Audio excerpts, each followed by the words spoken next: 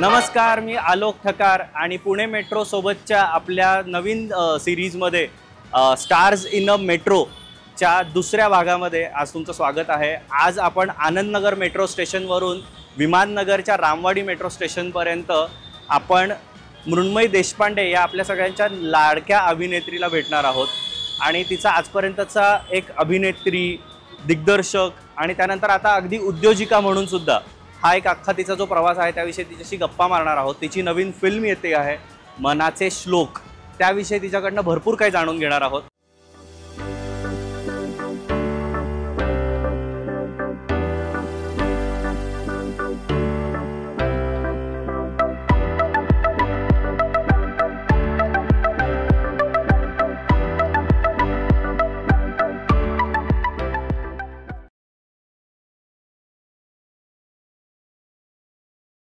Hi. Hello. Very nice to meet you. Same here. So sorry. आपण म्हणजे जवळजवळ आपला Thank you सगळं झालं ते. आता आपण खूप युनिक अशा रेस्टॉरंटला चाललो आहोत। ओके, विमाननगरला। वाव. आता बघूया तिथून किती वेळ लागतो आपल्याला।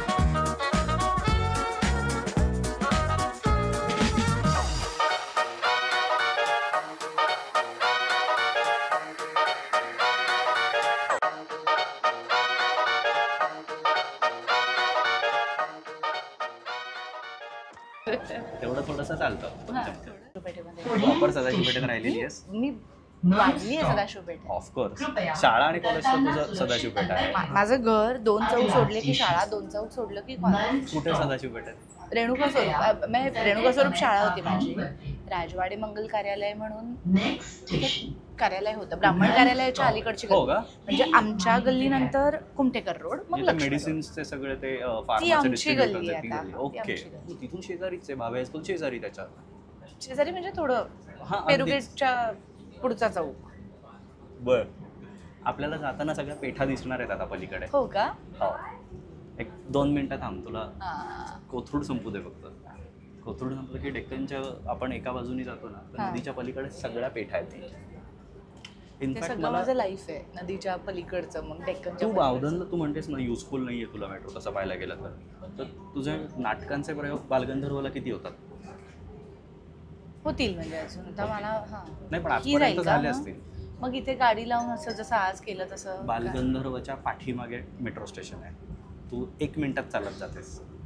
विषयच संपला। संभाजी गार्डन मेट्रो स्टेशन हे हीच हीच line. जाते का हीच तिकडे? line. हां, ओके. सो कोथरूडवरून तुम्ही 5 मिनिटात बालगंधर्वला पोहोचता। मी काढणारच नाही गाडी, मला हे खूप सोपं जातं। इथे मी गाडी लावेन, इथपर्यंत रिक्षाने आलं तरी चालेल, पण इथे माझ्या काकूचं घर आहे, तिथे मी आता गाडी लावली। तिकडे गाडी पार्क करून इथे जस्ट वॉक। आज मी हिल्स घातल्या आहेत, एरवी मी अशी हिल्स मध्ये नाही फिरत, मी शूज मध्ये फिरते। त्यामुळे मला वॉकिंग मला आवडतं, पण चालायला खूप आवडतं चालायला। आम्ही मागच्या याच्यामध्ये इथे नळस्टॉपला आम्ही उतरलो, आम्ही निघालो खडकीवरून सिद्धार्थसोबत आणि इथे आलो आणि इथून लॉ कॉलेज रोडला 6 ते 7 मिनिटात चालून आम्ही पोहोचलेलो।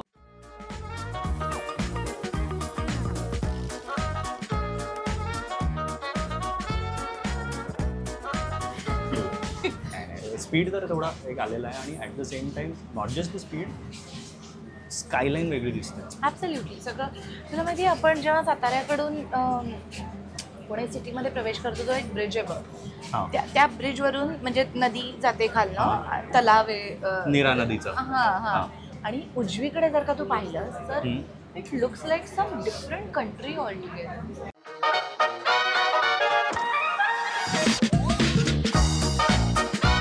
आधीची अशी ती सगळी अशी ती वाली तिकीट असायची, ओ माय गुडनेस, काय मजायची। कंडक्टर, तुला माहिती आहे किती तिकीट बघून लहान मुलांना कंडक्टर बनावं असं वाटायचं।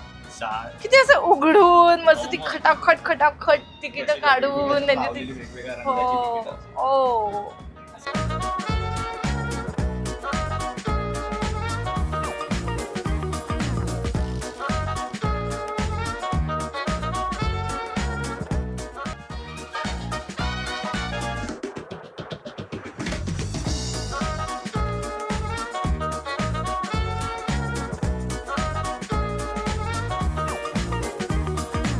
नमस्कार आणि स्टार्स इन अ मेट्रोच्या ह्या दुसऱ्या भागामध्ये तुमचं पुन्हा एकदा स्वागत आहे. मृण्मयीसोबत इथे बसलेलो आहोत इशारा रेस्टॉरंटमध्ये. हे युनिक का आहे मी तुला मगाशी म्हणलो, ते आता हळूहळू दिसेलच. पण इथला संपूर्ण जो वेटिंग स्टाफ आहे अतिशय एफिशियंट, पण they are both speech and hearing इम्पेअर्ड. So त्यांच्याशी आपण त्यांच्या साईन लँग्वेजमध्ये बोलून त्यांची सोबत ऑर्डर द्यायची, ते आपण हळूहळू एक एक छोटंसं करूयातच. पण सगळ्यात महत्त्वाचं आपल्याला तुझ्या कामाविषयी आणि तुझ्या आजपर्यंतच्या करिअरविषयी आणि तू पुढे काय करणार आहेस ह्या मुद्द्याच्या गप्पा मारणार आहोत आपण. गुड. ठीक आहे. आणि काय प्रयत्न चालू आहेत, काय एफर्ट चालू आहेत याविषयी आपण अख्खा हा एपिसोड ठेवणार आहोत. So diving right into the topic. आज तू सेकंड फिल्म आहे, डिरेक्टरची हॅट घातलेली आहेस. ठीक आहे. पण जेव्हा तू सुरू केलंस तुझं अभिनयाचं करिअर, त्यावेळेला तुमच्यासाठी तुम्ही पुरुषोत्तममध्ये परफॉर्म केलं, तिथून तुम्ही नोटीस झालात आणि तिथून तुम्हाला संधी उघडत गेल्या. आज तू ॲज अ डिरेक्टर तुला जेव्हा नवीन टॅलेंट शोधायचं असतं तेव्हा इज पुरुषोत्तम स्टील रेलेव्हंट का? तू अजून कोणते प्लॅटफॉर्म्स आहेत जिथे तू शोधतेस टॅलेंट तुझ्या कास्टिंगसाठी? नवीन टॅलेंट शोधायचं असं तेव्हा ॲब्सल्युटली पुरुषोत्तम हे सगळे करंट तर आहेच आहेत, पण त्याचबरोबर ना आता फक्त कॉम्पिटिशनची गरज नाही उरली आहे. म्हणजे वेगवेगळ्या आता सुदर्शन सारखं असेल किंवा पॅरलल थिएटरमध्ये काम करणारे सुद्धा इतके सुंदर सुंदर सगळे लोक आहेत. तर त्यामुळे वेगवेगळ्या पद्धतीने तुम्हाला पोचता येतं. पण ॲब्सल्युटली पुरुषोत्तम, फिरोदिया या सगळ्या स्पर्धा आहेतच. They are still relevant. Absolutely. I think त्या कायमच रिलेव्हंट राहतील. याचं कारण म्हणजे त्याच्यातून काहीतरी मिळूच शकतं. सवाई सारखी कॉम्पिटिशन असेल, म्हणजे प्रत्येक आता काय मुंबईच्या वेगळ्या आहेत, पुण्याच्या वेगळ्या आहेत, आणखी 4 ठिकाणच्या वेगळ्या आहेत. आणि सोशल मीडिया हा सुद्धा एक खूप महत्त्वाचा आहे रे, खरंच आहे. म्हणजे त्याचा चांगला जर का वापर करून घेतला ना, म्हणजे आता कित्येक रियालिटी शोसाठी वगैरे सोशल मीडियावरची रील्स पाहून तुम्हाला काम मिळतंय. सो तुला कास्ट करताना मी डेफिनेटली मी काय कोणी जेव्हा तुम्ही नवीन टॅलेंटला कास्ट करता तेव्हा तुम्ही भेटल्याशिवाय आणि ऑडिशन घेतल्याशिवाय एक दिसणं एक असतं. कारण त्या रील्समध्ये सोशल मीडियावरती एडिट तुम्हाला खूप वेगवेगळ्या पद्धतीने करता येतं. म्हणजे तुम्ही तो सगळं जसं सिनेमा असतो रे, तुझा एखादा सीन गणला तरी सुद्धा तू कधी कधी तो एडिटवर तुम्ही एडिटेबलवर सांभाळता, तुम्हाला त्याला म्युझिक ॲड करता येतं, 100 गोष्टी असतात. सेम गोज विथ तुम्ही जेव्हा कॉन्टेंट क्रिएट करता तेव्हा त्या कॉन्टेंट क्रिएटरला आणखीन 4 गोष्टींची मदत असते. तुम्ही त्या माणसाला इन पर्सन भेटता तेव्हा तुम्हाला कळतं की किती खोल आहे. म्हणजे त्याला आपण कास्ट करू शकतो, त्याच्यावर पुढे जाऊ शकतो, आपण ज्या पर्टिक्युलर रोलसाठी त्याचा विचार करतोय तो त्याला झेपेल. सो इन पर्सन गोष्टींना काही नाहीच आहे. म्हणजे कित्येकदा असंही होतं की कित्येक कलाकार हे स्टेजवरती खूप छान वाटतात त्या पर्टिक्युलर रोलसाठी, पण त्याच्यानंतर ते कदाचित वेगवेगळ्या रोल्समध्ये तेवढे एफिशियंट नाही वाटू शकत. पण हे सगळे प्लॅटफॉर्म्स आय थिंक तुम्ही you have to keep your eyes open. आणि सोशल मीडिया तू पर्टिक्युलरली म्हणालीस, सोशल मीडियावर फॉलोईंग मॅटर करतं का तुला कास्ट करताना? नाही.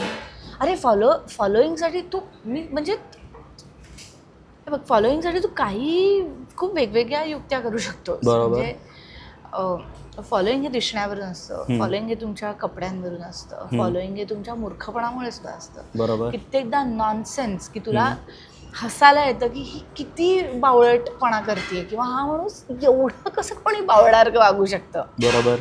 हे क्रिंज कॉन्टेंट बघायला आवडतो म्हणूनही फॉलो आपण करतो किंवा एकमेकांना मीम्स आणि गाण्याकडे रील्स फॉरवर्ड करतो. पण हा ट्रेंड आहे आत्ता तसं पाहायला गेलं तर, की सोशल मीडियावर तुमचा फॉलोईंग किती आहे हा मॅटर करायला लागलाय. हो, हा मॅटर करतोय, पण तो ज्यांच्यासाठी मॅटर करतोय त्यांनी ठरवावं. ऑब्व्हियसली म्हणजे इतकं पर्सनल ओपिनियन आहे, माझ्यासाठी तो कधीच नाही करत. नाही, शक्यच नाही.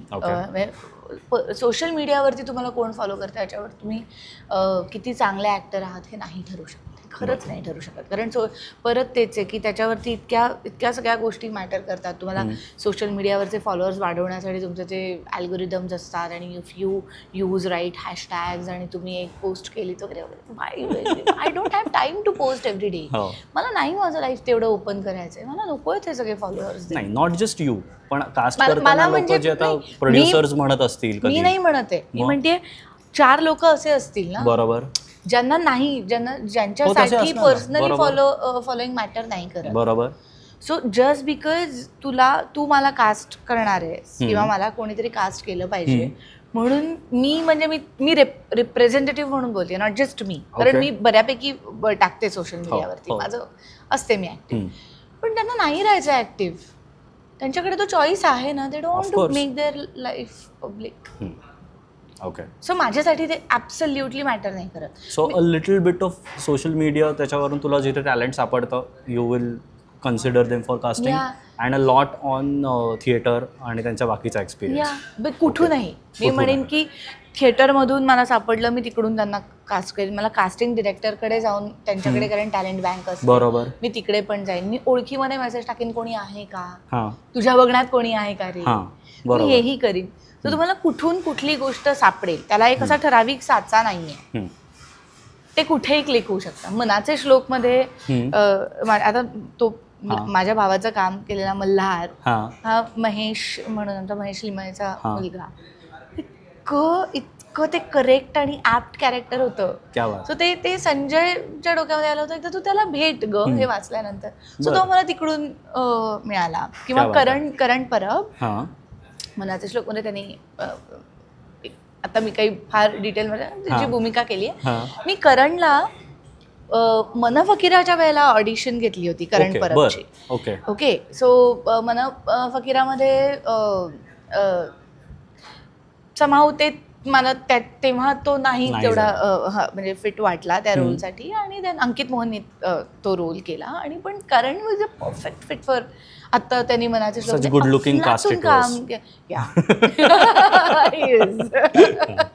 तो खरंच खूपच. आणि देन त्यांनी जे स्वतःला मेंटेन केलं आणि ज्या पद्धतीने तो पुढे गेला, I am very proud of Karan.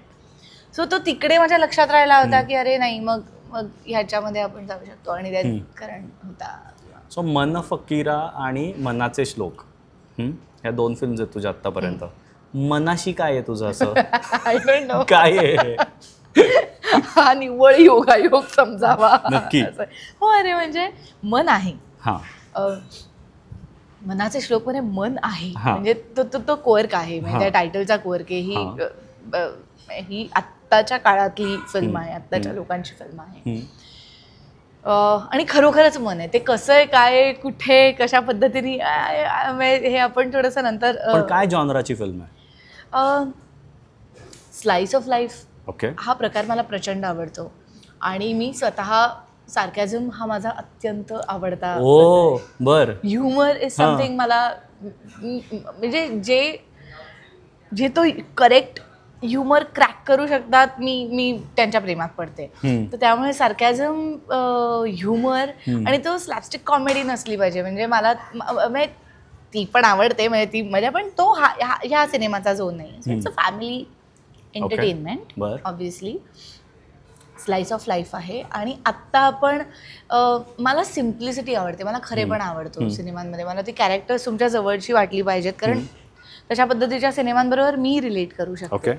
So मन फकीरा हा तसाच स्लाइस ऑफ लाईफ, वेगळं काहीतरी करू पाहणाऱ्या आत्ताच्या काळातल्या तरुण मुला मुलींची आणि आत्ताच्या काळातल्या आईबाबांची आणि घरच्यांची अशी गोष्ट. नवीन काय पाहायला मिळणार आहे त्यामध्ये? का पाहायला पाहिजे?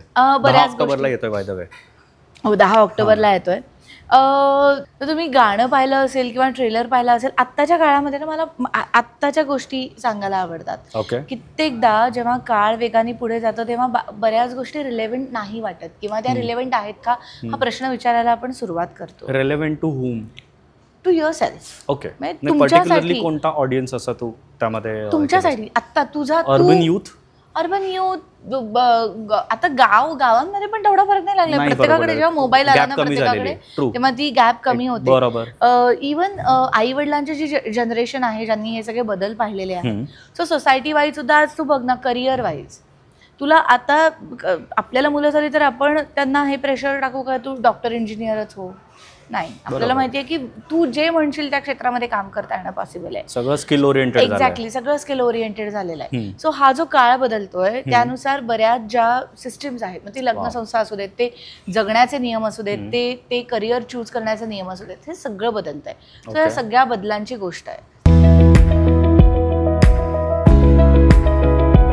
ह्या सगळ्या स्लाइस ऑफ लाईफमध्ये स्टोरी तुझ्या फिल्मची कितपत इम्पॉर्टंट आहे का story is story anyone's life असं आहे नाही आय थिंक का त्याच्या आहे काहीतरी थोडा ड्रामा आहे का फ्री ऑफ ड्रामा फिल्म आहे ड्रामा आहे ड्रामा आहे पण मजेशीर ड्रामा आहे म्हणजे क्या इट्स बात नॉट लाईक हाणामाऱ्या आणि असा तो वाला ड्रामा नाही म्हणून इकडे बघून असं कोणी म्हणू शकत नाही की हाणामारीची फिल्म करेल मला कधीतरी करायला आवडेल मे बी मला मी डिरेक्ट नाही केलं तरी मला त्याच्यात काम करायला आवडेल पण see but we will come to that Yeah. ते तू केलेलं आहेस हा ते मी केलं पण ही फिल्म तशी नाहीये ही फिल्मचं खूप सारी आता आय थिंक ही फिल्म लिहिली तेव्हा माझ्या मनामध्ये माझ्या आयुष्याबरोबर जे काही करायचं होतं त्याचं खूप सारं रिफ्लेक्शन या फिल्ममध्ये पडलंय म्हणजे आम्ही महाबळेश्वरला जाऊन मी आणि माझा नवरा सेट झालो आणि जेव्हा हे प्रश्न आम्ही सोसायटीला आणि स्वतःला विचारत होतो की आपल्याला शहरामधलंच आयुष्य जगायचं आहे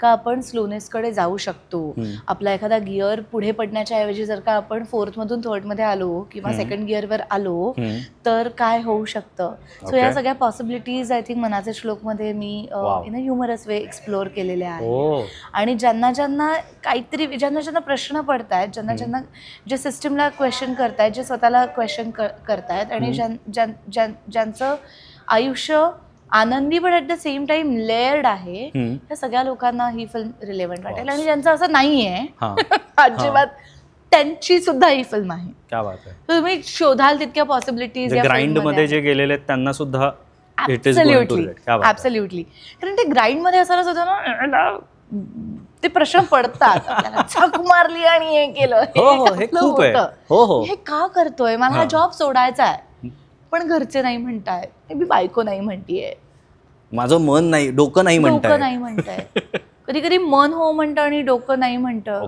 सो असं हो नाहीचा पण सगळा तो खेळ आहे सो तुझं पर्सनल रिफ्लेक्शन त्यामध्ये भरपूर आहे असं म्हणू शकतो because you have taken a small direction towards entrepreneurship आणि तुझं या दृष्टीने सुद्धा तुम्ही नील अँड मोमोज केलेत तर त्याच्या जे एक्सपिरियन्सेस तुमचे आहेत ते त्यामध्ये थोडेफार ते डेफिनेटली आहे थोडेफार नाही बऱ्याच प्रमाणामध्ये मनाचे श्लोकमध्ये ते रिफ्लेक्ट झालेले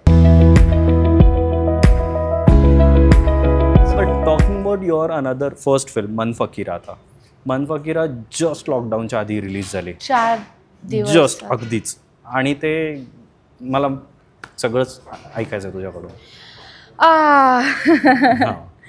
मन फकीराच्या वेळेला ना आम्ही जेव्हा तो रिअलायझेशनचा टाइम होता ना असा की आता झालं आलं आता हे रिअलाइज होणार आहे सगळं आता आणि खट आणि म्हणजे ज्या पद्धतीने मेकर म्हणून ना दरवेळेला फिल्म पोहोचवण्यासाठी तुम्ही वेगवेगळ्या पद्धतीने किंवा फिल्म बनवताना सुद्धा तुम्हाला काहीतरी वेगळं करण्याची इच्छा असते ओके मन फकीराच्या बाबतीमध्ये सुद्धा तू फिल्म बघितली आहेस नाही मी दाखवीन तुला कधीतरी सो दॅट मग तुला हे जास्त बोलणं आणखीन तू ते बघू शकशील ती पण स्लाइस ऑफ लाईफ फिल्म होती ती सुद्धा रिअल होती त्यात कोणीही मेकअप केलेला नव्हता ती लोकेशन रिअल होती म्हणजे जस्ट बिकॉज आपण सिनेमा करतोय म्हणून एक वेगळं लेअर किंवा एक वेगळं टेक्स्चर ऍड करूया असं नव्हतं you have to feel it I think म्हणजे तुम्हाला ती कॅरेक्टर्स तुमची वाटली पाहिजेत त्याच्यामध्ये तुम्हाला काहीतरी स्वतःचं सापडलं पाहिजे आणि प्रत्येक फिल्मची गरज वेगळी असते त्या फिल्मची गरज अशी होती की पडदा मधला गळून पडला पाहिजे आणि तुम्ही त्यांना प्रत्यक्ष बघता असं वाटलं पाहिजे आणि ती एका विचाराने बनवली होती की काहीतरी वेगळं करूया आत्ताच्या काळातली गोष्ट सांगूया आत्ताच्या लोकांची गोष्ट सांगूया शहरातल्या कदाचित लोकांची आणि फॉरवर्ड विचार करणाऱ्या लोकांची गोष्ट सांगूया कारण मला असं वाटतं की सोसायटी म्हणून आपण पुढे जातोय पण अजून विषयांच्या बाबतीमध्ये पण तेवढ्याच न घाबरता पुढे आलं पाहिजे आणि जे आता यूथ विचार करतोय आणि रिसेप्टिव्ह आहेत लोक आहेत ॲब्सोल्युटली ब्युटिफुल ऑडियन्स आहे आपला तर त्यांना ते न घाबरता दिलं गेलं पाहिजे या मताची मी आहे आणि ब्युटिफुली ते पोचलं पाहिजे पण हवी तेवढी तशी रिलीज करता आणि नाही आली काय नाही आम्ही रिलीज केली सो हा सगळा बिलीफ होता आणि आम्ही मार्केटिंग त्याचं उत्तम पद्धतीने लोकांपर्यंत पोहोचली होती बरोबर आणि शुक्रवार 6 मार्चला आम्ही रिलीज केली 6 मार्चला बरं ओपनिंग मिळालं 7 मार्चला आमचे शोज वाढले होते हाऊसफुल झालं होतं ॲब्सोल्युटली 8 मार्चचा रविवार वॉज हाऊसफुल. मला माझ्या वा. इंडस्ट्रीतल्या लोकांकडून फोन आले की अगं आम्हाला पुढची तिकीटं काढायला लागली, विच इज ब्युटिफुल. आम्हाला मागची तिकीटं मिळत नाहीयेत. बरोबर. आणि पीपल आर एन्जॉईंग इट. सोमवार उत्तम गेला. मंगळवारी होळी होती. होळीला सगळीकडे हवा झाली होती सिनेमाची. सिनेमा उत्तम पोचला होता. सगळीकडे रिव्ह्यूज चांगले आले होते. असं खूप रेअरली होतं की वर्तमानपत्रामध्ये तुम्हाला सगळीचकडे सगळेच जण खूप भरभरून चांगलं बोलतायत. आणि हे सगळं झालं आणि होळीनंतर लोक बाहेर जाण्याचं थांबले. बुधवार, गुरुवार, शुक्रवार म्हणजे लोकांना बाहेर पडायचं नाही असंच गव्हर्नमेंटनी सांगितलं होतं. आणि शुक्रवारी होळीचीच भीती होती मेन. हो, होळी झाल्या पडतील ते. बरोबर. ते त्यावेळेला त्यांनी नाही, होळी नाही करायची असंच केलं त्यांनी. आणि त्याच्यानंतर शुक्रवारी तर थिएटर्स बंद केली. आणि मला आठवतंय नितीन वैद्य आमचा प्रोड्युसर जो आता मनाचे श्लोकचा सुद्धा प्रेझेंटर आहे, नितीनचा आणि माझा फोन झाला होता. आम्ही म्हटलं की ठीक आहे रे, काय 2 आठवडे लॉकडाऊन असेल आणि आपण 2 आठवड्यांनी परत हे करू. उलट बरं आहे, लोकांना छान लोक लिहितात फेसबुकवर, मग पोचेल फिल्म आणि हे आणि ते. आणि वी टुक इट इन अ आम्ही प्रयत्न केला की ते राईट स्पिरिटमध्ये घेण्याचा, की ठीक आहे ठीक आहे ठीक आहे ठीक आहे दिलासा देत होतो. पण 2 वर्ष गेली आणि देन अजूनही लोक विचारतात, म्हणजे मला DM वरती विचारतात की आम्हाला कुठे बघायला मिळेल आणि असं आणि तसं. आम्ही विचारही करतोय की आपण रिलीज करूया ही फिल्म म्हणून, कारण खूपच चांगल्या पद्धतीने ती रिसीव्ह केली गेली होती. नाव इट्स प्रूव्हन की विचार आहे. आहे, खरंच आहे. म्हणजे आम्ही खरंच विचार करतोय, कारण ती पोचली पाहिजे. आणि तो विषय असा होता, मला असं वाटतं की काही विषय असे असतात की जे जुने होतच नाहीत. काय खूप जुनी नाहीये. नाही. आणि विषय असे कधी कधी असतात. आता पुलंच्या लेखनाच्या बाबतीमध्ये बघ ना, पुलंनी जे लिहून ठेवलेलं आहे ते त्यांनी 60 वर्षांपूर्वी लिहून ठेवलेलं आजच्या काळामध्ये ऍब्सोल्युटली रिलेव्हंट आहे. रादर आपण थोडे मागेच गेलो तेव्हापेक्षा. प्रोग्रेसिव्ह सोसायटी खूप लवकर आपण सध्या. हो, जरा नाजूक झाली आहे तब्येत आपली. सोसायटी म्हणून आपल्या भावनांची तब्येत खूप नाजूक झाली आहे. ती वाढवायला पाहिजे. त्यावेळी ती लोक होती लगेच बारीक बारीक गोष्टी दुखावली. अरे पण तेव्हा काहीच्या काही लोक बोलायचे रे, किती बेधडक बोलायचे. म्हणजे तेव्हाची त्यांचे काही काही इंटरव्ह्यूज ऐकल्यानंतर असं वाटतं की आई शपथ, आता मी असं बोलले तर मिले मी, म्हणजे मी नाही अशी मतं मांडायची का नाही, असं मतं मांडायची. पण सोशल मीडियापेक्षा मग देन मला असं वाटतं की वेगळे तुमच्याकडे ॲव्हेन्यूज असतात. तुम्ही थेट त्या व्यक्तीकडे जाऊन बोललं आणि ऍक्शन घेतली तर ते कदाचित तुमचा तो प्रश्न मार्गी लागू शकतो, रादर दॅन चर्चा, चरवण आणि म्हणणी वगैरे. मला जर का कचरा नकोय रस्त्यावर तर मी त्या ऑफिसरला जाऊन सांगेन, ओ भाई हे असं होतंय बघा. ही फिल्म कुठलीही बनवताना एक मेजर रिस्क असते, जी सगळ्यात मोठी प्रोड्युसर उचलतो. तसं पाहायला गेलं तर जे ती नजीकची सगळ्यात मोठी रिस्क असते ती, बाकी सगळ्यांनीच रिस्क घेतलेली असते. तर अशा ह्याच्यामध्ये तुला आता सेकंड फिल्म आणि पहिल्या ह्याच्यात ऑलरेडी तुला ती रिस्क जाणवली की अरे काहीच कोणाचं काही नसताना मना फकीरांनी पैसा रिकवर केला. क्या बात आहे. थिएट्रिकल झालं असं तर एक आपण म्हणतो ना हिट फिल्म किंवा या सगळ्या गोष्टी मना फकीरांनी पैसे रिकवर केले. सो माझा प्रोड्युसर लॉस मध्ये नाही. OTT आणि म्युझिक वगैरे. क्या बात आहे. मना फकीरांनी वेगवेगळ्या पद्धतीने पैसे रिकवर, म्हणजे गाणं जे आमचे दुसरे प्रोड्युसर होते गाणं म्हटले की I am happy with it, माझ्या फिल्मनी पैसे केले. कारण मग अशाच याच्यामध्ये की प्रोड्युसरचा से कितपत राहतो तुला कितपत जाणवला ॲज अ डिरेक्टर? हे बघ, मी कास्टिंग मध्ये म्हणा, स्क्रिप्ट मध्ये म्हणा, माझे दोन्ही जे प्रोड्युसर्स होते, म्हणजे इनिशियली नितीन वैद्य एक्झिक्युटिव्ह प्रोड्युसर म्हणून मना फकीराला ऑन बोर्ड आला होता. गानू प्रोड्युसर होते. गानू अत्यंत गोड माणूस. सेम आता मनाचे श्लोकच्या बाबतीमध्ये सुद्धा हेच झालं. संजय डावरा हा माझा अत्यंत जवळचा मित्र. तो म्हटला की मुन्ना मला खूप आवडलंय, मी प्रोड्यूस करतो. आणि देन पुरुषोत्तम जाधव प्रोड्युसर म्हणून आले. त्यांचा 0 से होता.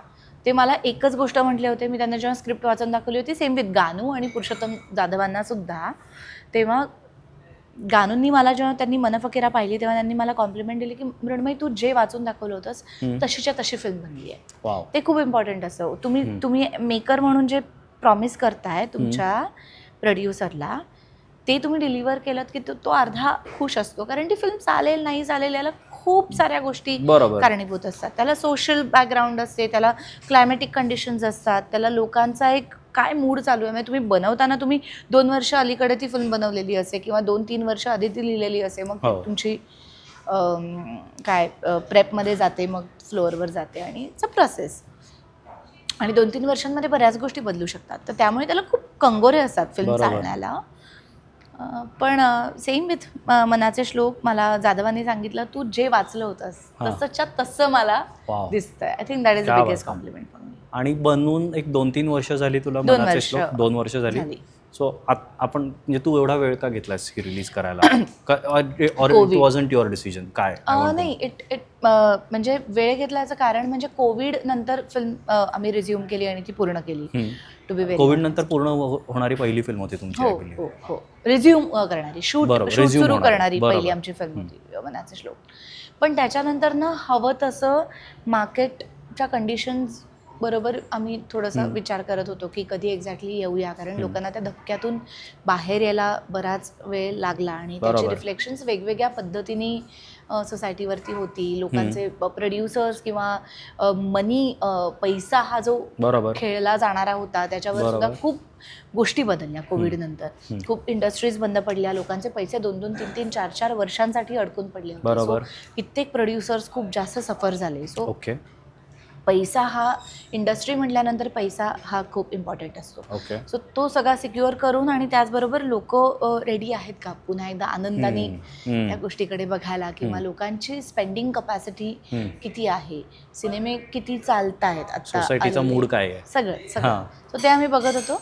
आणि मग त्याच्यानंतर वी आर वेटिंग फॉर, मग काही पर्सनल कमिटमेंट्स असतील किंवा काही गोष्टी असतील तर त्या पूर्ण होऊन एक रेडी होईपर्यंत आम्ही थांबलो होतो की when we felt now we are ready, we are releasing the film. So कोविडमुळे प्रोडक्शनमध्ये एक ब्रेक पडला होता. तो किती वर्षांचा पडला का महिन्यांचा पडला?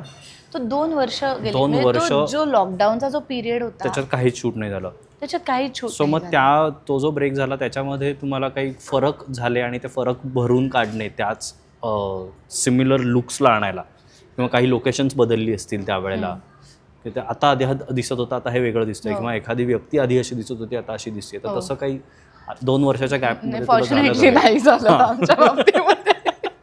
कारण तू अर्बन फिल्म बनवलीस. फॉर्च्युनेटली नाही झालं. आणि आपल्या अर्बन टाउनशिप्स आणि याच्यामध्ये अशा गोष्टी बदलत असतात. माझी फिल्म अर्बन जरी असली तरी सुद्धा त्यातला 50% पार्ट आम्ही हिमालयामध्ये शूट केला. आता मी हिमालयात शूट केलं असतं तर बदललं असतं, बिकॉज जे काही तिकडे घडतंय आता. ही ट्रॅव्हल फिल्म पण आहे का? माझं second half is all about. क्या बात आहे. आम्ही 12,000 फुटांवरती 12,500 फुटांवरती जाऊन आम्ही शूट केलेलं आहे. आणि याला कारण असं आहे की मी लहानपणापासून वेड्यासारखं ट्रेकिंग केलंय. माझे वडील ट्रेकर, हिमालयन ॲडव्हेंचरचे बाबा फाउंडर.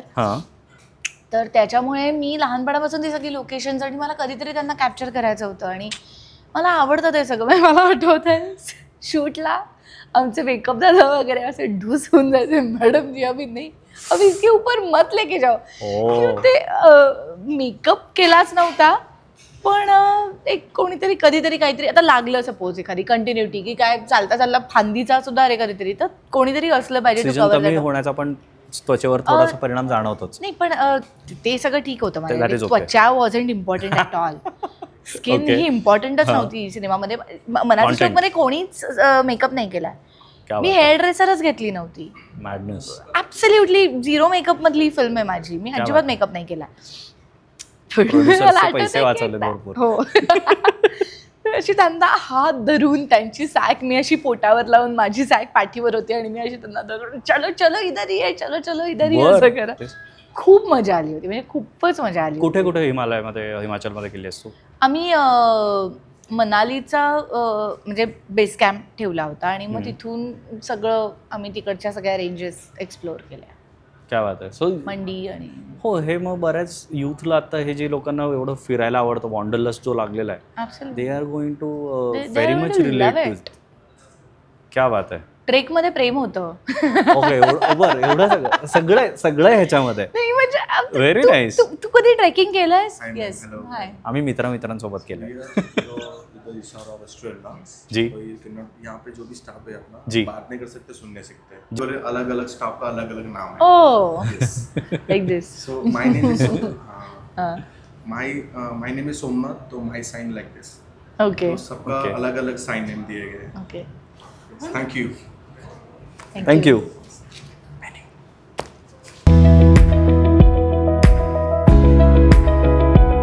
सो आत्ता तरी पर्टिक्युलरली तू ह्या ज्या 2 शेवटच्या डिरेक्ट केलेल्या फिल्म्स आता आहे किंवा ही येते आणि ह्या अगोदर जॉनर बघायला गेलं तर थोडंसं रॉमकॉम्स मध्ये जातं. हो हो हो. बरोबर. हो. आणि ते सोडून तू तुझ्या historic films particularly Digpal Lanjekar सोबत 4 फिल्म्स, 1 कॅरेक्टर. हो हो हो. लावून धरलेलं आहे मी माझं कॅरेक्टर. सिरियसली ते मला असं कधी कधी वाटतं की बऱ्याच जणांना टाईपकास्ट होण्याची भीती वाटते. तर ते कसं तुला वाटून नाही गेलं कधी की आपण त्या रोलमध्ये सततच दिसतोय तशा रूपामध्ये, तर आपल्याला लोक असंच बघतील वगैरे असं? नाही, कारण त्या फिल्म्स करायला लागून बऱ्याच बाकीच्या फिल्म्स करून झाल्या होत्या. हो. म्हणजे त्याच्यामुळे मला ती भीती नाही पण वाटली. त्या फारच बॅक टू बॅक आल्या. एक तर लॉकडाऊनमुळे त्या तयार होत्या फिल्म्स, त्यामुळे बॅक टू बॅक 3 फिल्म झाल्या हो ऑलमोस्ट. हो हो. सो ते असं लोकांच्या मनात बसेल असं तुला कधी वाटून नाही नाही, गेलं? उलट मी आग्रही होते त्याबद्दल. मी दिग्पालला म्हटलं होतं, कारण तू बघ ना, बाकीच्यांनी बरेच आता एक महाराजांचा चिन्मयचा रोल सोडला तर बाकी सगळेजण wow. Please do the honours. अच्छा.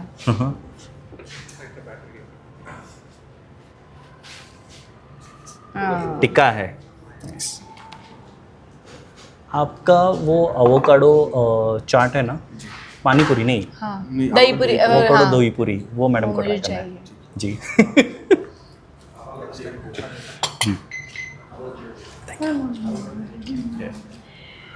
हां, तर मी बोलत होते की मी ती गोष्ट लावून धरली होती, कारण बाकी सगळ्यांनी त्यांचे रोल्स चेंज केले, म्हणजे वेगवेगळी कॅरेक्टर्स प्ले. बरोबर. तर दिग्पाल मला बोलला होता एका फिल्ममध्ये, पावनखिंडमध्ये मी नव्हते, कारण तिथे केसर, ती जी टाइमलाईन होती त्याच्यामध्ये केसर नव्हती तेव्हा, केसर गेलेली असते, एकमेव फिल्म त्याच्यात मी नव्हते. तेव्हा दिग्पाल म्हटला होता की मुन्ना मी लिहू का, मी आता लिहायला बसलोय. फिल्म जेव्हा तो लिहित होता तेव्हा, की मग मी वेगळं कॅरेक्टर लिहितो पावनखिंडमध्ये तुझ्यासाठी. तर त्यावर मी म्हटलं होतं की नको दिग्पाल, मी केसर करते तर मला केसरच करायला आवडेल, कारण मग मला त्या एका रोलनी ओळखलं जाईल. मी जर का वेगवेगळी त्याच्यामध्ये भूमिका केल्या तर ती सरमिसळ मला वैयक्तिकरित्या नको होती. तर त्यामुळे मला लोक केसर म्हणूनही ओळखतात. अगदी एक्झॅक्टली. तर नाहीतर मग ते, म्हणून मी म्हटलं की नाही मग ते करूया, कारण ती काही प्रत्येक फिल्ममध्ये ते कॅरेक्टर नसणार होतं, कारण ती पहिल्या फिल्ममध्ये ती जाते, पहिल्याच फिल्म फरजानामध्येच ती गेलेली दाखवली आहे. आणि मग त्याच्यानंतर पुढची फिल्म मी त्याच्या अलीकडचा एपिसोड असल्यामुळे शिवच जाईल. त्यानंतर फतेह शिकस्त. बरोबर. आणि मग शेर शिवराज. बरोबर. आणि त्यानंतर सुभेदार. ओके. ते सगळे अगोदरच्याच आहेत आय गेस. टाइमलाईन वाईज त्या आधी घडतात. ओके. आणि मग नंतर म्हणजे फरजंदची जी फिल्म होती ती आपण ती त्या काय हे केलं तर फरजंद इकडचा इन्सिडेन्स होता, पुढचा होता. बरोबर. बाकी सगळ्या गोष्टी अलीकडे घडलेल्या होत्या. That's where you got introduce to the Ankit Mohan talent. क्या बात आहे. So 2 directors I guess. One is Digpal Lanjekar, ज्याचा जॉनर अगदीच प्रॉपर ठरलेला आहे. तर त्याच्याकडून आय एम शुअर तुझे काही लर्निंग्ज असतील ॲज अ डिरेक्टर. आणि तेवढंच जास्ती कोलॅबोरेशन तुझे महेश मांजरेकर सरांसोबत झालेले आहेत भरपूर. 3 फिल्म्स तुझ्या आय गेस. बरोबर. तुझ्या 3 फिल्म्स झालेल्या आहेत. सो या दोघांसोबत काम करण्याचा जो काही अनुभव आजपर्यंत तुला आहे, त्याचा तुला कितपत स्वतःच्या डिरेक्टोरियल एक्सपर्टीजमध्ये उपयोग झाला असं वाटतं? दिग्पाल बरोबर जेव्हा मी काम करत होते तेव्हा मी ऑलरेडी माझी मनफकिराची तयारी चालूच होती आणि वगैरे वगैरे. तर त्यामुळे दिग्पाल हा मित्र जास्त, आणि दिग्पाल बरोबर ना मी बऱ्यापैकी काम केल्यानंतर इंडस्ट्रीमध्ये मी बरंच काम केलं होतं, आणि त्याच्यानंतर दिग्पाल बरोबर फरजंद करायला लागले. महेश सरांबरोबर मी करिअरच्या खूप सुरुवातीला काम केलंय, त्यामुळे महेश सरांकडून मी खूप जास्त शिकले. आणि तिन्ही फिल्म्स वेगळ्या जॉनरच्या आहेत पूर्णपणे. म्हणजे त्या ज्या पद्धतीने सेट हँडल करतात, ज्या पद्धतीने ते सीनला तोडतात, किंवा ज्या पद्धतीने ते सीन टेक्निकली फिनॉमिनल आहेत. म्हणजे महेश सरांसारखं टेक्निशियन नाही.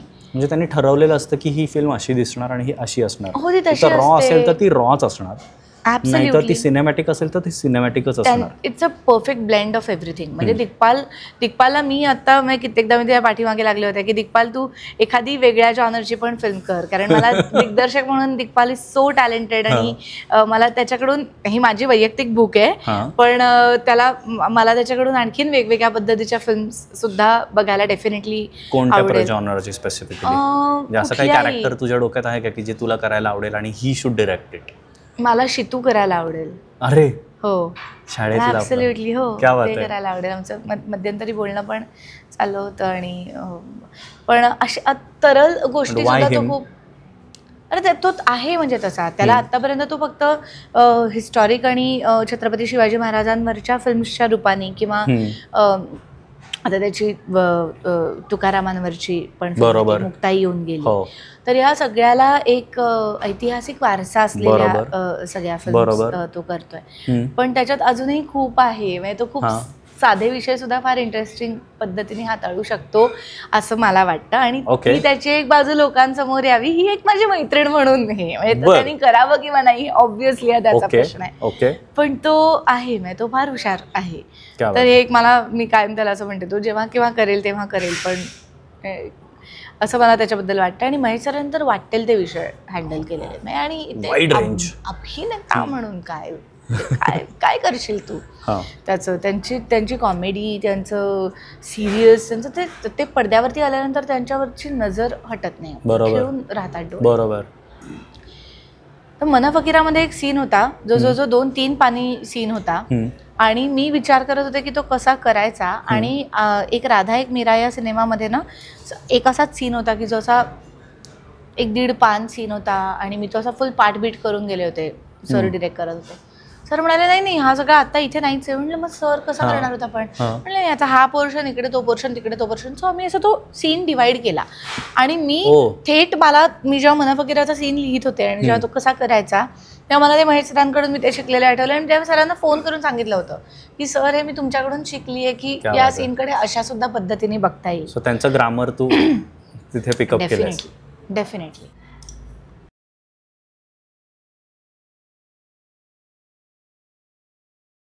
परफेक्ट भुकेची वेळ आहे. पक पक पका. हो, पोटात आता तेच चालू आहे, पक पक पका.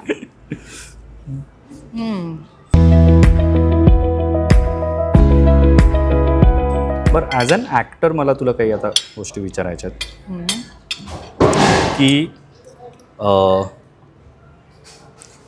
तू काही व्यावसायिक, काही अगदीच कंटेंट ओरिएंटेड, दोन्ही पद्धतीच्या तू फिल्म्स केलेल्या आहेत. दोन्हीमध्ये काही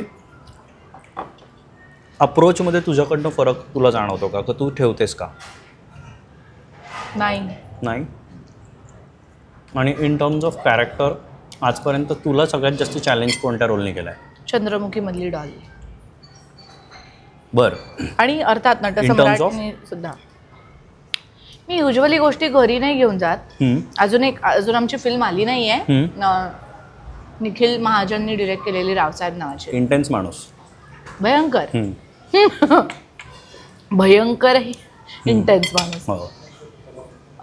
तर त्यातलं कॅरेक्टर म्हणजे ते सगळ्यात डिफिकल्ट होतं माझ्यासाठी, कारण त्याच्यातला तिकडचा लहेजा पकडायचा होता.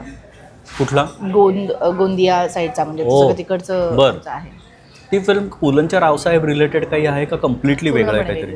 पूर्णपणे वेगळी. एवढी आत्ता सगळ्यात जास्ती चर्चा गेल्या 4 वर्षात त्याच फिल्मची असेल असं मला वाटतं, कारण ती वेगवेगळ्या ठिकाणी फक्त फेस्टिवल्समध्ये ऐकायला मिळते, त्याचा पोस्टर बघायला मिळतोय. आणि मी असं अरे रिलीज करा आता असं झालं मला. पण त्याच्यात मागे होईल, कारण केवढी एक्साइटमेंट आहे त्याच्या अराउंड त्याच्यावर सुद्धा. आय बीन वॉन्टिंग टू, कारण तो दरवेळेला वेगळंच काहीतरी करून जातो. झाली आहे फिल्म, खूप छान झाली आहे फिल्म. त्यातल्या कॅरेक्टर आता फार काही सांगणार नाही त्या फिल्मबद्दल, कारण ऑब्व्हियसली ते त्याच्याकडून पहिल्यांदा यायला सुरुवात होऊ दे आणि मग त्याच्यानंतर. बट अबाउट चंद्रमुखी मधलं तुझं कॅरेक्टर मला हॉन्ट केलं होतं त्या कॅरेक्टरने, Why? रादर त्या सीन्सने.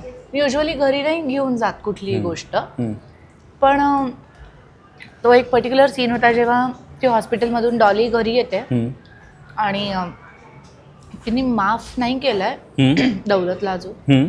ती काय रात्री बाहेर कोचावर झोपलेली असते आणि तिला कधीतरी जाग येते तेव्हा तो तिचा हात धरून तिच्या मांडीवर डोकं ठेवून झोपलेला असतो आणि त्याला प्रेमाने जवळ घ्यायला जाते की चलो ठीक आहे चुकलाय पण आपण एक चान्स दिला पाहिजे या अर्थाने, कारण हुशार असते, सुशिक्षित असते. आणि तो झोपेमध्ये चंद्रमुखीचं नाव घेतो, चंद्रा म्हणतो तो तिला. तिचं उरलं सुरलं जे काही तिने गॅदर केलेलं असतं ते सगळंच विखुरतं. तो सीन शूट करताना मला आय डोंट नो, म्हणजे मला कारण नाही माहिती. तुझा कॉन्फिडन्स सेपरेट नव्हता त्यावेळेला? तसं असेल किंवा तो इतका ब्युटिफुली लिहिला गेला होता. The location was right, the lighting was perfect. Then मला त्याच्यामध्ये परफॉर्म करण्यासारखं खूप होतं, त्यामुळे माझी भूक अशी कधी एकदा तो सीन येतोय आणि कधी एकदा तो सीन मी करतीये हेही झालेलं होतं. सो मी खूप जास्त विचार केला होता त्या सीनचा आणि समहाव त्याच्यातून बाहेर पडायला वेळ लागला. पण मी खूप जास्त एन्जॉय केलं. इवन नाना काकावर ते नटसम्राटमध्ये जेव्हा चोरीचा आळ घेते, माझ्या आयुष्यातले हे 2 सीन्स आहेत की जे याच्यातून बाहेर पडायला मला वेळ लागला. अदरवाईज मी घरी नाही आणत काही. I am pretty much. आणि preparation wise any particular character? Raosaheb. बरं, काय चालेल? या दोन्ही सीन्सला प्रिपरेशनला मला वेळ नाही लागला. Okay. It's human emotion, you have to feel it. बरोबर. तुम्ही परफॉर्म कसं करू याला? रावसाहेबला भाषा शिकायची होती रे, मी त्याच्यात खूप अडकले होते. बरोबर. ते सगळं खऱ्या अर्थाने परकाया प्रवेश रावसाहेबला मला करायला लागले. त्यामुळे मी त्याच्यासाठी मला रगड मेहनत घ्यायला लागली. खूप टफ होता रावसाहेबसाठीचा प्रवास माझ्यासाठी.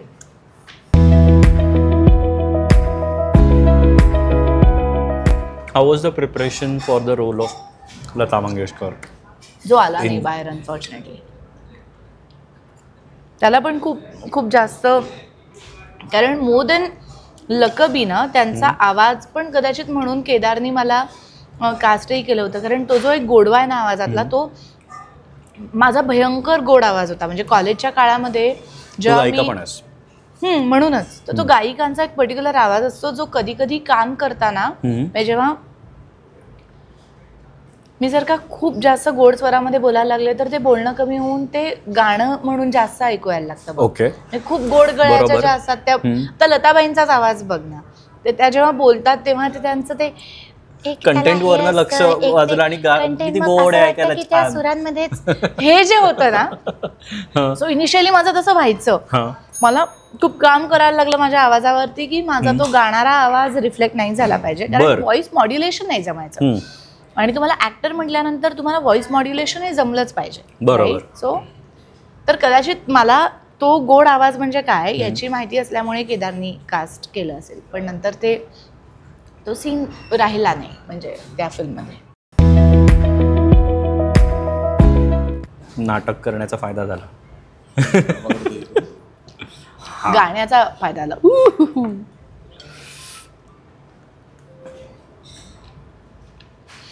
केदार पण खूप डिसअपॉइंटेड होता. तो सीन आम्हाला काढायला लागला, पण लता दिदींचं सिनेमांमध्ये आम्ही नाही त्यांचं नाव वापरू शकत किंवा हे करू शकत. ओके. असं आहे.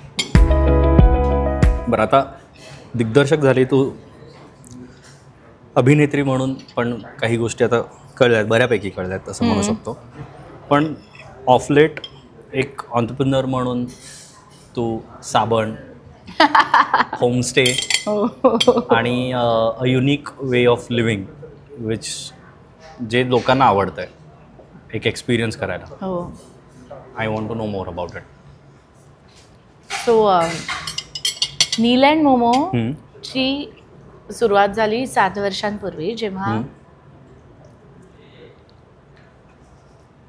7-8 वर्षांपूर्वी म्हणजे रादर आमच्या मनामध्ये ऑफिशियली आम्ही पुणे मुंबई सोडून कुठेतरी जाऊया असं ठरलं. आमच्या लग्नाच्या आधीच स्वप्नीलने त्याच्या सगळ्या कंपनीजला टाळं ठोकलं होतं because he wanted to do something different in his life. आणि तो खूपच जास्त अवेअर किंवा खूपच जास्त सेन्सिटिव्ह माणूस आहे. ओके.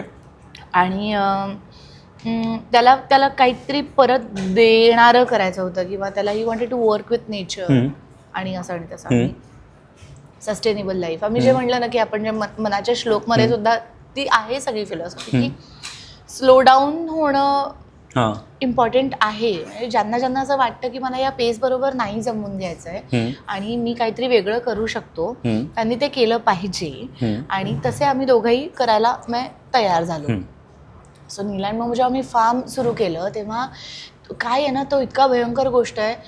ती नेचर किंवा इकॉलॉजी ही अशी गोष्ट आहे की तू असं एका कपाटातून कदाचित तुला एक असा बारीकसा दोरा बाहेर आलेला दिसतो आणि तुम्ही मजा म्हणून तो खेचता, ते दार उघडतं आणि तुमच्यावरती असं पडतं की देन तुम्ही त्याच्यामध्ये बुडून गेलेला असा आणि तुम्ही वेडे होऊन जाता. तसं आमच्या बाबतीमध्ये घडलं. बरं. आम्ही जेव्हा त्या गोष्टींच्या अभ्यासाला सुरुवात केली तेव्हा असं जाणवलं की बापरे, तुम्ही आपण हे नुसतं बोलून नाही चालणार, तुम्ही तुमच्या घरापासून गोष्टी बदलल्या पाहिजेत. नीलांड मोमोच्या सो त्या जागेला तुम्ही घर बनवलं आधी? नाही, ते तर शेताचं तर ऑब्व्हियसली आम्हाला आमच्या भाज्या आमच्या डोळ्यांसमोर उगवलेल्या हव्या होत्या. आणि आम्हाला ती जागा अशी हवी आहे की जगभरातली लोक तिकडे येऊन राहू शकतात. ते आम्हाला एक असं सुद्धा सेंटर करायचं आहे की जिकडे चर्चा होतील, जिथे पॉलिसीज. म्हणून तुमचा पॉडकास्ट. म्हणून तो podcast is all about root cause. म्हणजे कुठल्याही गोष्टीचा रूट. सुंदर नाव आहे, मला खूप आवडतं. तर त्या रूट कॉजकडे जाण्याची आम्ही सुरुवात केली. किंवा तुम्ही तुमच्या घरातून गोष्टी कशा बदलू शकता. म्हणजे तुझी एक साधी तू टूथपेस्ट बदललीस किंवा तू तुझं अंगाचा साबण आणि शॅम्पू आणि कंडिशनर बार बदललास तर तुझं ते सगळं पाणी नदीमध्ये जाणार आहे. नदीमध्ये तू आत्ता इथे पॉल्युशन करतो आणि तुझे ते नदीचं जे डाऊनस्ट्रीम आहे ते तर म्हणजे त्यांची तर वाटच लागलेली आहे. त्यांना तर घाणेरडं म्हणजे. सो तुम्ही माणूस म्हणून सुद्धा आपण एकमेकांची काळजी घेत नाही होत आणि आपण फक्त आपल्या पुरता विचार करतोय.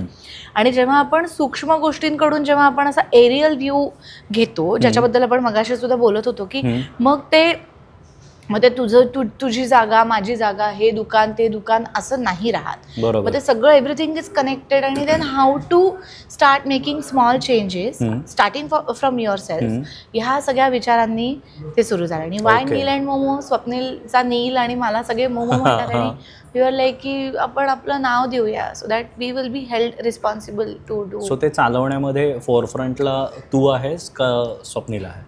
दोघंही होत. म्हणजे स्वप्नील ऑब्व्हियसली खूप जास्त, कारण त्याचा सगळा तो अभ्यास त्याच्यामधला आहे. आणि okay. So wear does he come from?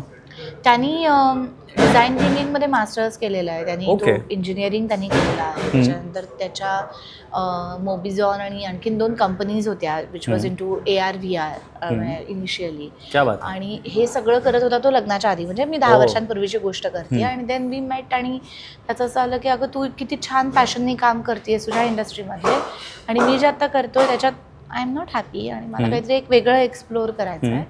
आणि देन इट्स ऑल स्टार्टेड. आणि ती जागा आधीपासून होती तुमची? नाही, आम्ही दोघांनी घेतली. दोघांनी? क्या बात आहे, व्हेरी गुड. घेतली आम्ही. त्या जागेच्या आधी आम्ही ना द ऑड गमनेट नावाचा एक फार्म आहे पाचगणीला. लॉरा कुणाल जे आता ऑलटॅप सुद्धा चालवतात ते पण फिनॉमिनल काम करतात. सो आम्ही आपले सिनेमॅटोग्राफर मला माहिती आहे आमचं मगाशी बोलणं पण झालं. सो तर आम्ही लॉरा कुणालच्या फार्मवरती 1 महिना मजूर म्हणजे व्हॉलेंटिअरिंग करायला गेलो होतो. आणि तिकडे मजुरी इज राईट वर्ड. तर तिकडे आम्ही गेलो होतो आणि मग त्यांच्या बरोबर इतकं म्हणजे आम्ही छान झालो की तिथे राहत असताना आम्हाला फार्मलँड हवीच होती. आम्हाला शेत हवंच होतं. आणि मग आम्ही इकडे तिकडे शोधलं. आम्हाला महाबळेश्वरची ती जागा खूप जास्त आवडली. आणि we went ahead with it, कारण community is also very very important. So Laura Kunal तिकडे होते आणि आणखी मग आमच्या नंतर आणखीन काही लोक आली. आणि मग आता तिकडे वर्कशॉप्स होतात. स्वप्नील इंट्रोडक्शन टू पर्माकल्चरचे वर्कशॉप्स घेतो. आणि तिकडे काय का मी छोटंसं मातीचं झोपडं बांधलं आहे आणि तिथे मड बरोबर एक्सपेरिमेंट्स चालू आहेत वेगवेगळ्या. सो मला ते लर्निंग सेंटर म्हणून आम्हाला ते हवं आहे की जिथे येऊन लोक काहीतरी शिकतील, जिकडे येऊन लोक एक्सप्लोअर करतील, एक्सपिरियन्स करतील. आणि हे पुढे कुठे घेऊन जायचा प्लॅन आहे? पुढे to be honest sky is the limit. म्हणजे Okay. त्याच्यावर खूप खूप खूप वेगवेगळ्या गोष्टी चालू आहेत. In terms of your own enterprise. Enterprise would like to stop somewhere. म्हणजे आम्हाला ते असं पण आवाच्या सवा मोठं नाही करायचं आहे की जिथे आम्ही आमचा पीस ऑफ माइंड, म्हणजे the whole point was to slow down. आणि that is consuming all our energy and हे तर ते, so we know where to stop but we are not there. Okay. तर त्याच्यामुळे मग पण आम्हाला याची एक जर का आमचं model if we are able to successfully prove that, तर आम्हाला ते मल्टिप्लाय करायला आवडेल. कारण हे बऱ्यापैकी वेगळं मॉडेल आहे, पण हे आत्तापर्यंत तुम्हाला प्रॉफिटेबल झालं आहे का? Yet to make it profitable. जी शेतातली इन्व्हेस्टमेंट आहे ती खूप जास्त, ती खूपच मोठी आहे. बरोबर. तर त्याला महाबळेश्वरची जमीन एक्झॅक्टली स्वस्तात नाही मिळत. ते स्वस्तात नाही मिळत. हो. पण तर ते अजून आम्हाला हे करायला काय म्हणूया, ती रिकव्हरी वेगळी आहे. दॅट इज पण, okay, that will take time. पण ऑपरेशनली पण प्रॉफिटेबल आहात आम्ही तुम्ही आता. लॉस मध्ये नाही आहोत. Very nice. पण म्हणजे हे त्याच्या बाकीचे रेप्लिकेट करू शकतात की ज्यांच्याकडे Definitely. स्वतःची जागा आहे हो. आणि जे लोकेशन म्हणून तुम्हाला छान वाटू शकतं, तर इट इज रेप्लिकेबल. आणि ऍब्सोल्युटली. Very आणि nice. तुला सांगू, प्रॉफिट आम्ही सुरुवातीला ना हा प्रॉफिट आणि लॉसचा विचार खरंच नव्हता केला. आम्हाला आमच्या तब्येती हे स्वार्थातून परमार्थ तो साधला जातोय असं आम्ही कायमच म्हणतो. कारण पहिल्यांदा आमचा स्वार्थ हा होता की आम्हाला एक चांगलं एअर क्वालिटी आम्हाला चांगली हवी होती. आम्हाला जे आता साऊंड पोल्युशन आहे आजूबाजूला त्याच्यातून बाहेर जायचं होतं. कारण it started bothering us to the level की आमच्या तब्येती बऱ्या नाही आहेत किंवा तर आम्ही महाबळेश्वरला किंवा आम्ही हे आयुष्य जगायला सुरुवात केल्यानंतर मी गोळ्याच घेतल्या नाही आहेत, मी आजारीच पडले नाही आहे. ओके. आणि Neeland Momo as a place आहेच आहे, पण ज्यांना तिथे नाही येऊ शकत पण still would like to be a part of Neeland Momo, त्यांच्यासाठी काय काय प्रोडक्ट्स आहेत तुमचे?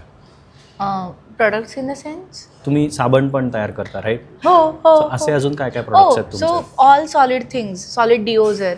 हां. आणि वाय सॉलिड शॅम्पू बार आहेत. अरे वा. Because you don't need bottle to store it. बर. सो साबणासारखा तो शॅम्पू बार आहे, साबणासारखा तो कंडिशनर बार आहे. Very nice. सॉलिड डिओज आहेत जे तुम्ही टिन बॉक्स मध्ये ठेवू शकता. किंवा आम्ही महाबळेश्वरची हनी विकतो. आमच्या स्ट्रॉबेरी स्ट्रॉबेरीला आम्ही प्लास्टिकचं मल्चिंग पण नाही करत. त्या वाढतात स्ट्रॉ मध्ये. स्ट्रॉबेरी बरोबर. याचं तांदळाचा जो पेंढा निघतो त्याचं त्याला मल्चिंग केलं जातं. कारण घाण लागू नये म्हणून. नाही, घाण नाही तुला, नाहीतर मग बाकीचं गवत वाढेल ना त्याच्या आजूबाजूला. आणि ते सतत खुरपत बसणं हे खूप टास्क असतं. प्लास्टिक म्हणून टाकलं जातं. तुला तुझं जेव्हा जमिनीवरती तू एखादं लेअर करतो तेव्हा सूर्यप्रकाश नाही मिळाला तर काहीच नाही वाढू शकत. So you are blocking that sunlight, म्हणून तुम्ही प्लास्टिक वापरता. पण हे जुन्या काळामध्ये काय प्लास्टिक नव्हतं. जे प्लास्टिकच्या आधी शेती होतच होती की कष्ट होते थोडे जास्त ऑब्व्हियसली. पण मग स्ट्रॉ मध्ये मल्च करून तुम्ही ठेवू शकता. सो साबण आहेत, शॅम्पू बार्स आहेत, येस, टूथब्रश आहेत, त्याच्यानंतर फ्रेग्रन्स बार आहेत, देन उठणं, फेस वॉश आणि या सगळ्या गोष्टी आहेत. आणि कुठे मिळतात? हे सगळं ऑनलाईन मिळतं, ऑन युअर ओन वेबसाईट. क्या बात आहे. आणि त्याचा पण स्केलअपचा विचार आहे? आहे. पण आम्ही त्याला खूप आता अग्रेसिव्हली नाही करत होत. कारण there are so many things which we need to manage आणि इट जस्ट अस. So it's growing beautifully. Yes, it's growing beautifully on its own. पण आहे म्हणजे तो एक मेजर पार्ट आहे. महाबळेश्वरचा मध विकतो आम्ही. अरे वा. स्ट्रॉबेरी जॅम विकतो जे आम्ही घरी बनवलेलं. ऍब्सोल्युटली. क्या बात आहे. हे सगळं चालू असतं आहे म्हणजे आमचं.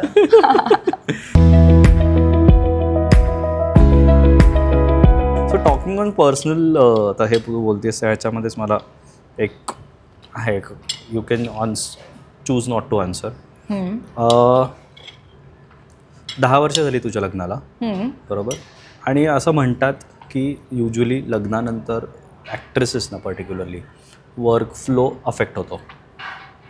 तर हाऊ ट्रू इज इट? आणि तुला हे एक्सपिरियन्स झाला आहे का? माझा वाढला. मी सगळे बोल्ड सिनेमे, सगळे बोल्ड डिसिजन्स, फिल्म्स माझ्या दोन्ही, मना फकीरा पण मनाचे श्लोक पण, सगळं लग्नानंतर केलंय. आणि I am blessed with family. Swapnil is a sweet heart. He is a sweet heart. म्हणजे मला लागलेली लॉटरी येते असं मी म्हणते. मुलींच्या भाषेत. ॲब्सोल्यूट लॉटरी लागली मला.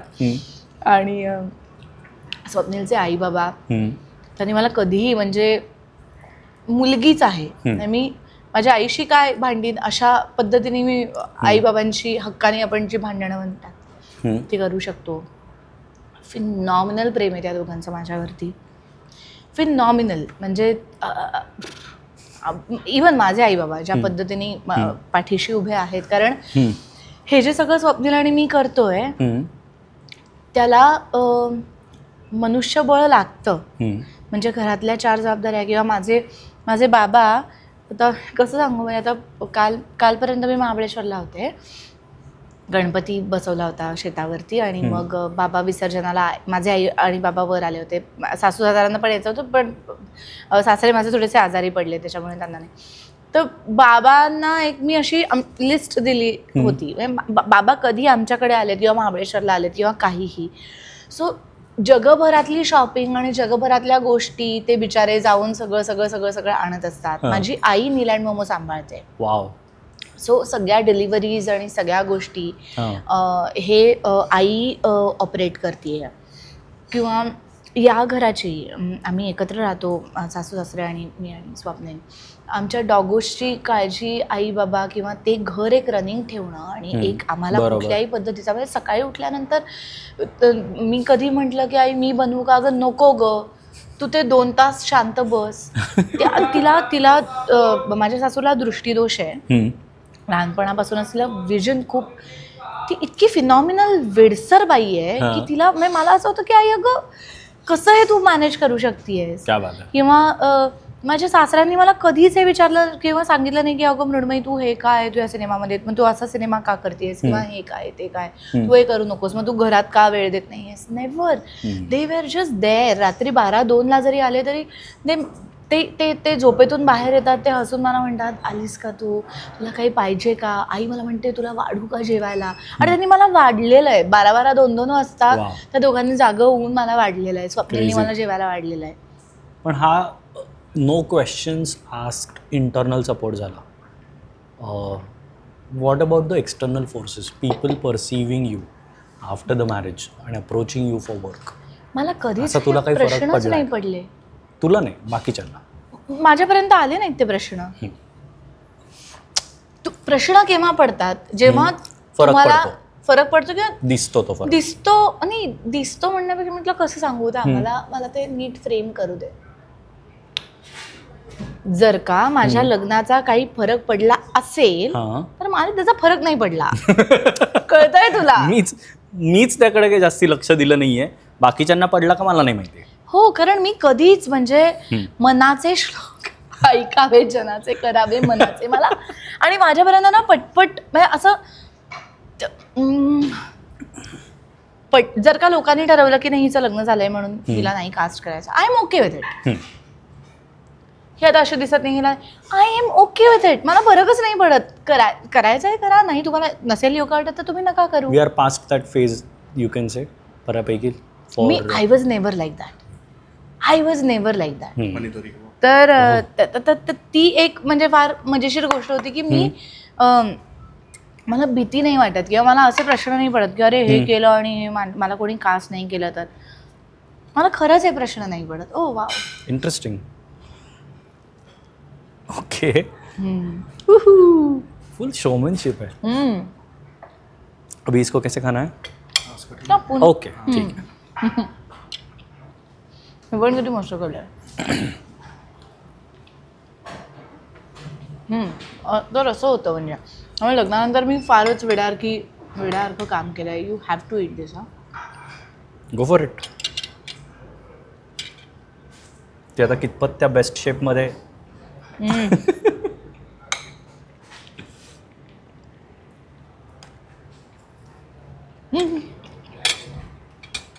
या इंटरव्ह्यू मध्ये मी हे वाक्य नक्की म्हणू शकते, लास्ट आहे, लहान तोंडी मोठा घास घेते.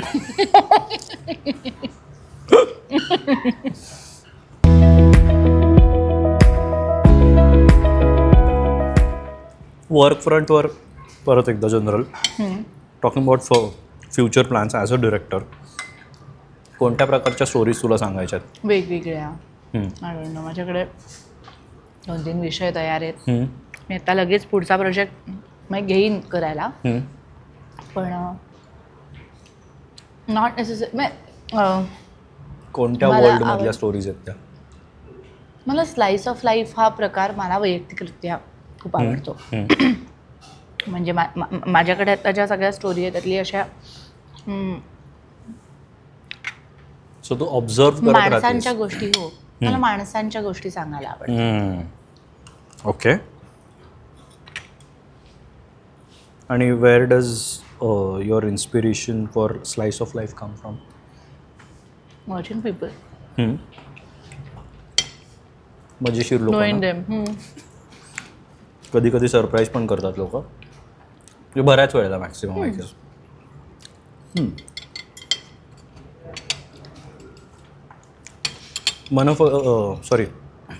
मनाचे श्लोकमध्ये गाणी किती आहेत?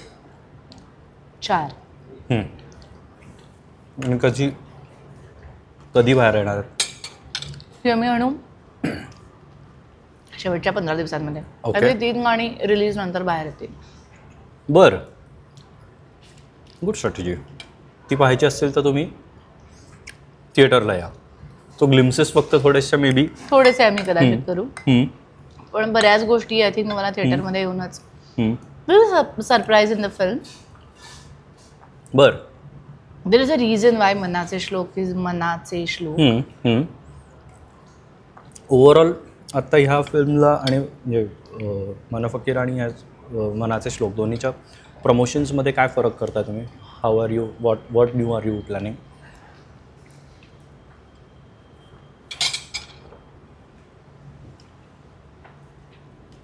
सोशल मीडियावर जास्ती भर देणार आहोत, स्पेशली फॉर मनाचे श्लोक. ओके. सोशल मीडियावर वेगळे एक्सपेरिमेंट्स काही?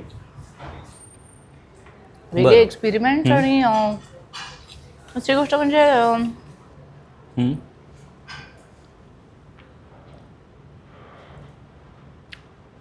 रिलेट करू शकतील असं मटेरियल लोकांना बघायला मिळेल सोशल मीडिया. कारण मला असं वाटतं की सिनेमाचा लुक अँड फील आवडला, मला जर का त्यातलं काहीतरी इंटरेस्टिंग वाटलं तर लोक जातात, तो त्यांच्यापर्यंत पोहोचलं पाहिजे. ओके. आणि ह्या सिनेमासाठी सोशल मीडिया हे खूप योग्य माध्यम आहे पोहोचण्याचं. Okay okay.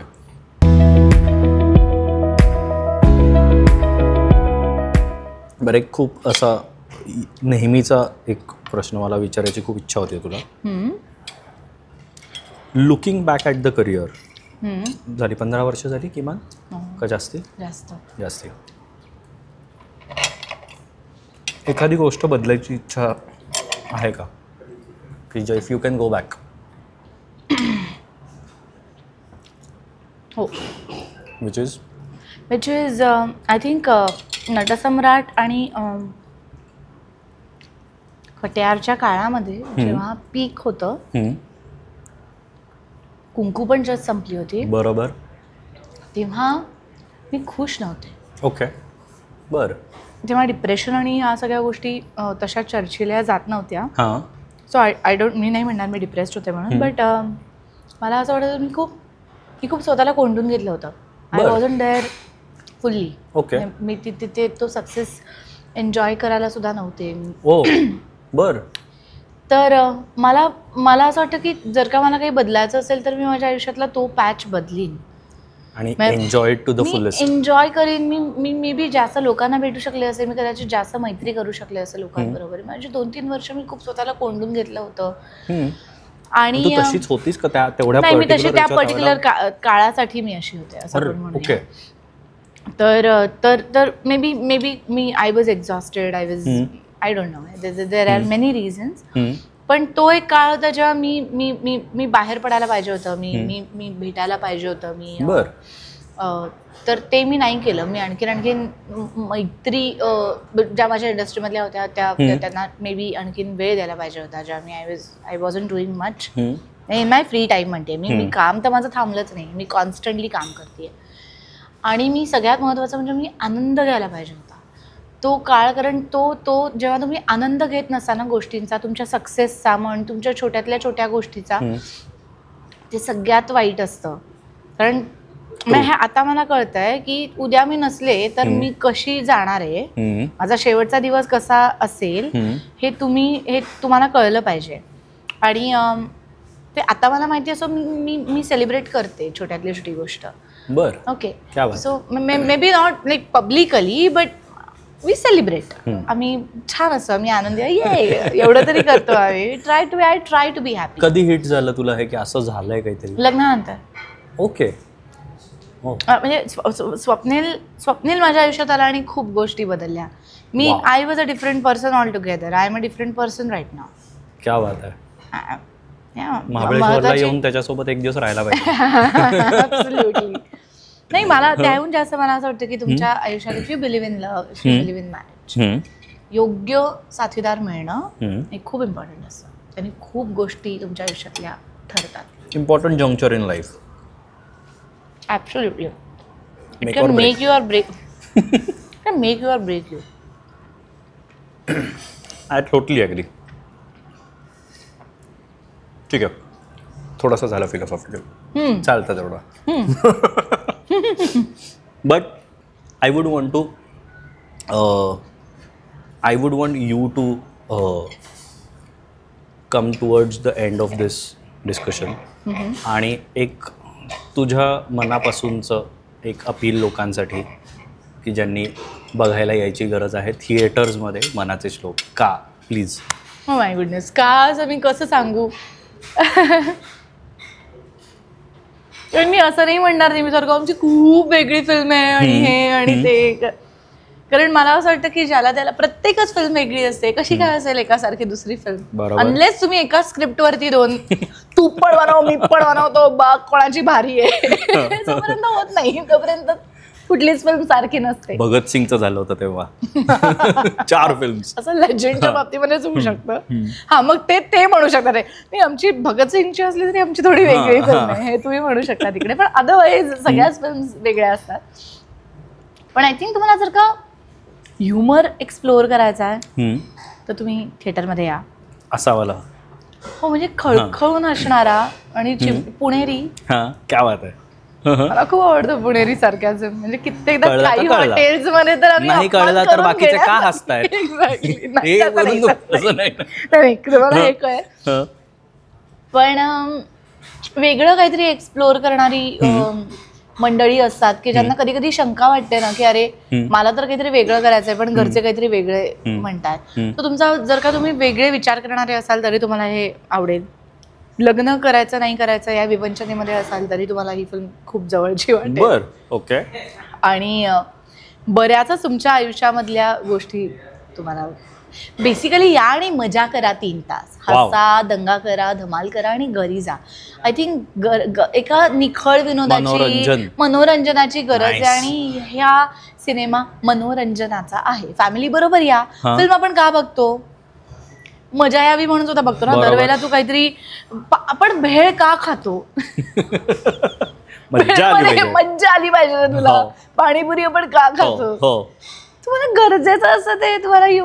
तुम्हाला हसणं गरजेचं असतं तर तुम्हाला मज्जा करायला या.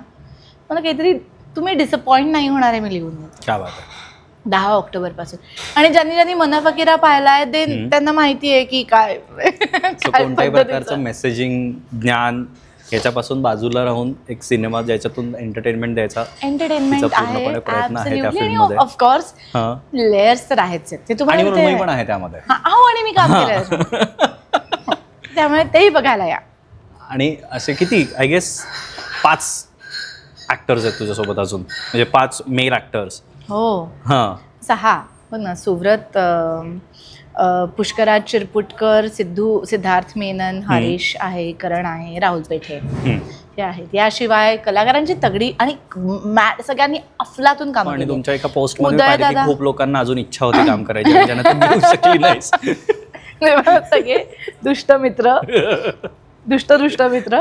पण उदय दादा, लीनाताई, मंगेश दादा आहेत, शुभांगी मावशी आहे. तर ह्या सगळ्या कलाकारांची एकत्र धमाल तुम्हाला बघायला हे दादा मावशी हे तुम्हाला मराठीमध्येच ऐकायला मिळतं, हे बाहेर हो, कुठले हे तुम्हाला बाहेर नाही अरे ऐकायला मिळणार. पण मला काय असं वाटतं की तो एक असतो बरं का, म्हणजे तो वाद चालू आहे की तुम्ही का दादा म्हणता का.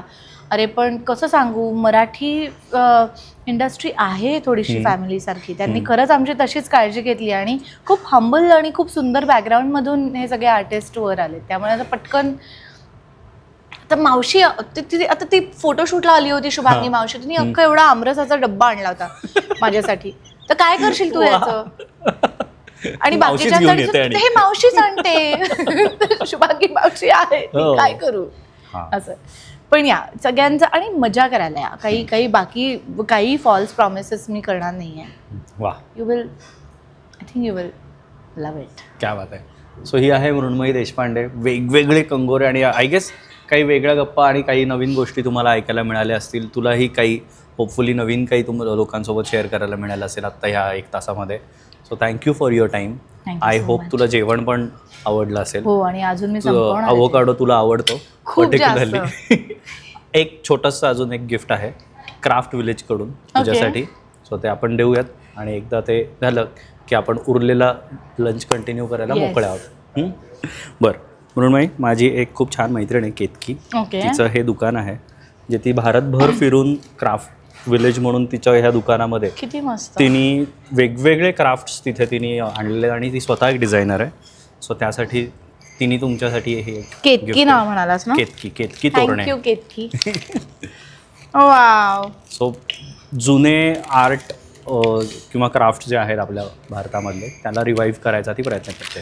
So she I guess given you a jewellery box. कर्वेनगरमध्येच दुकान आहे तिचं. परफेक्ट गिफ्ट आहे आमच्यासाठी. हो ना. ऑर्गनायझर्स. माझ्या आईला आणि गौतमीला द्या, कारण माझ्याकडे काहीच नाही आहे ज्वेलरी.